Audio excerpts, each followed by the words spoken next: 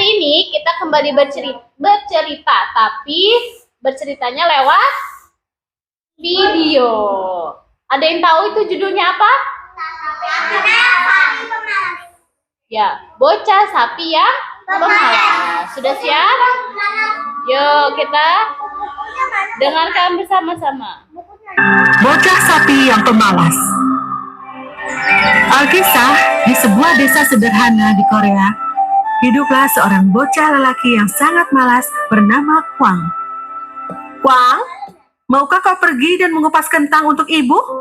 Oh, Maafkan aku, Ibu, tapi besok ada ujian yang sangat penting. apakah itu benar?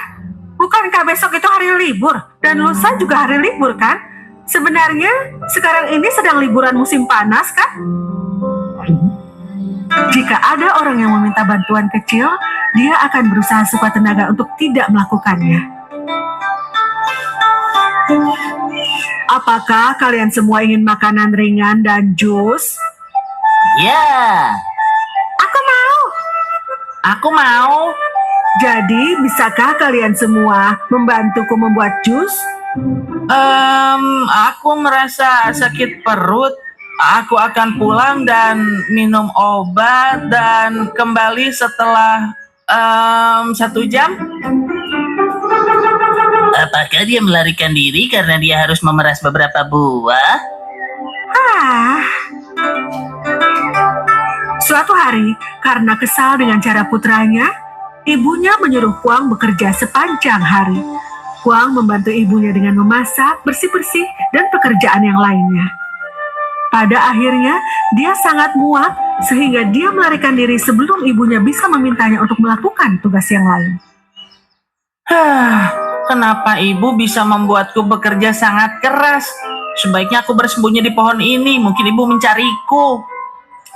Lalu dia lari ke atas pohon besar itu dan beristirahat di dahannya. Dari sana, dia bisa melihat beberapa ternak sedang merumput jauh di lapangan yang hijau. Aku berharap aku bisa menjadi seperti sapi. Makan sepanjang hari, tidur sepanjang hari, tidak melakukan apapun selain merumput di rerumputan yang lembut. Itu kau yang benar-benar kau inginkan selama ini? Seekor sapi? Siapa itu? Hanya orang tua yang tidak banyak bekerja. Oh, jadi kita berdua sama. Aku juga tidak suka melakukan pekerjaan. Kita tidak sama. Aku suka melakukan pekerjaan. Hanya saja aku sudah terlalu tua. Sementara kau adalah apa yang mereka sebut malas. Jika malas adalah apa yang membuatku bahagia, maka aku akan malas.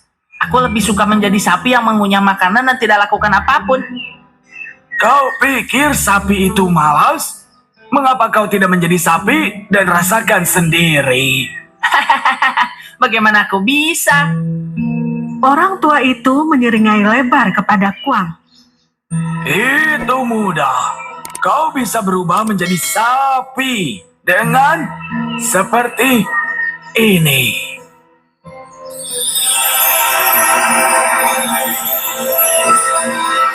Hei, apa yang kau lakukan? Apa yang terjadi? Ada sesuatu di belakangmu? Sepertinya ekor sapi. Kwang sekarang ketakutan. Di kepalanya tumbuh 2 tanduk runcing, 2 telinga merah muda besar, dan kemudian tiba-tiba dia mendapati dirinya berubah menjadi sapi berdiri dengan posisi merangkak.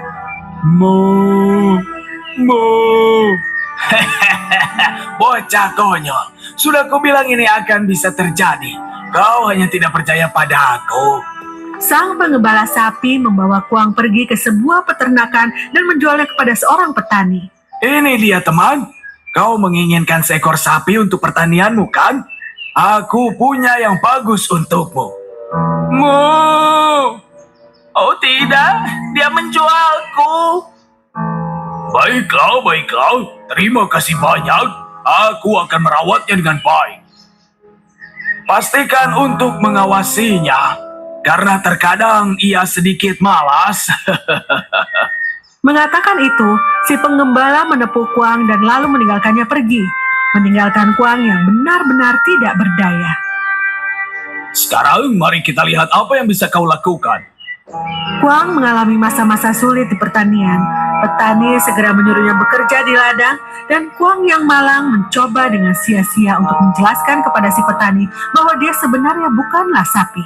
Aku bukan sapi, aku manusia. Uh, uh.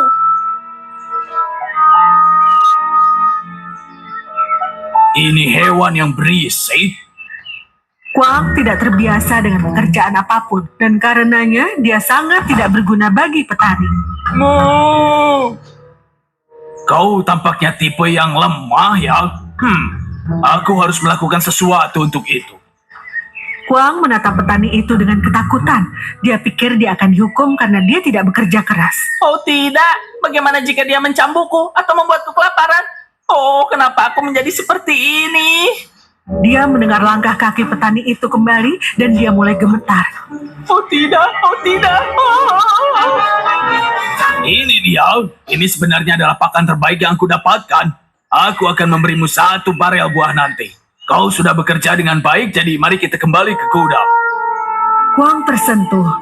Dia tahu dia tidak bekerja dengan baik untuk petani yang bergantung padanya dan merasa tidak layak atas kebaikan ini. Malam itu, Kuang terbangun dan berpikir dalam-dalam. Petani itu tidak terlalu kaya untuk menyisihkan 1 tong apel, dan dia juga merawatku dengan baik. Aku kira aku harus membalas budi. Jadi untuk menyenangkan hati petani itu, Kuang mulai berusaha keras dalam pekerjaan yang dia lakukan. Ayo, aku bisa melakukannya. Wow, kemarin bahkan kau tidak bisa berjalan beberapa langkah di ladang. Hari ini kau telah melakukan hampir setengahnya. Kerja yang bagus. Kuang sangat terkejut dengan pujian yang tiba-tiba itu, dan itu hanya membuatnya ingin bekerja lebih keras lagi. Kuang segera mulai menikmati pekerjaan yang dia lakukan saat dia menemukan dirinya menjadi lebih kuat dan lebih bahagia. Petani itu baik seperti biasa padanya, dan dia menjaga Kuang dengan sangat baik.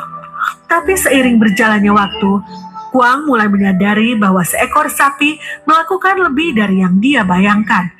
Dia juga mulai merindukan tempat tidurnya yang hangat dan semua makanan enak yang akan dia makan sebagai anak laki-laki normal.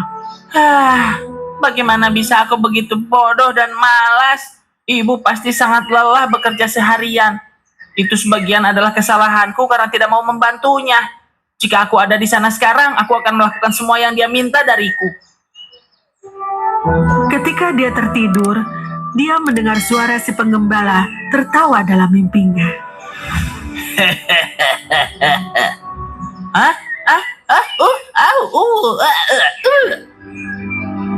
Kuang kaget.